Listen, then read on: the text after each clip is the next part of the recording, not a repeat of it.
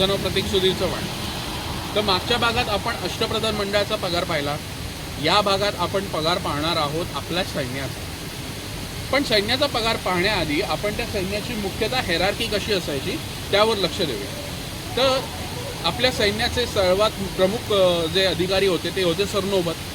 त्यांच्यानंतर यायचे 5000 मनसबदार, त्यांच्यानंतर यायचे 1000 मनसबदार, त्यानंतर यायचे जामदार, त्यानंतर यायचे हवलदार आणि त्यानंतर यायचा बारगीर. तर असं आपल्या सैन्याचं स्ट्रक्चर होतं. आता 5000 आणि 1000 वरून तुम्हाला समजलं असेल की त्यांच्याकडे तेवढी फौज असायची. ओके.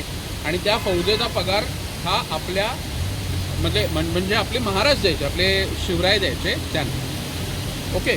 तर आपण पगाराचा हिशोब जर काढला, जसं मागच्या व्हिडिओमध्ये आपण सरनोबतांचा पगार पाहिला, तो होता 10,000 होऊन.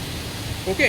त्यानंतर 5000 जे मनसबदार होते त्यांचा पगार होता 2 ते 3000 होऊन.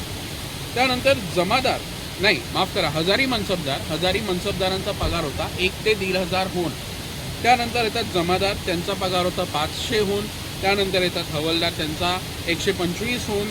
आणि त्यानंतर येतो बारगीर, त्याचा 9 ते 15 होऊन. आता आपण सरासरी 30 पकडूया 40,000ची.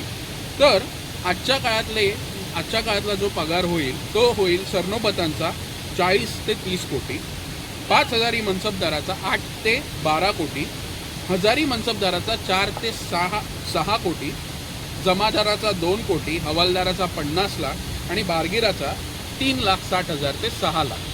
म्हणजे हा पगार त्यांचा वार्षिक होता. याच्या व्यतिरिक्त त्यांना वेगवेगळे पर्क्स मिळायचे.